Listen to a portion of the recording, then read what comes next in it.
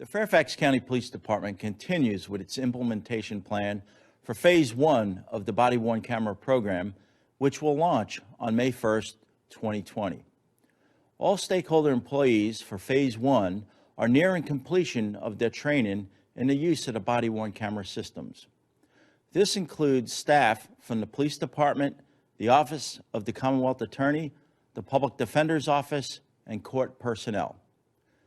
It's important to note that Year 1 of the 3-year phased-in project was funded in the fiscal year 20 carryover budget process as approved by the Board of Supervisors.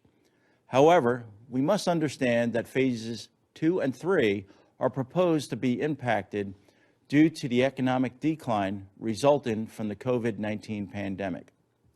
We are committed to seeing the body-worn camera program through to full implementation as the economy improves in the future.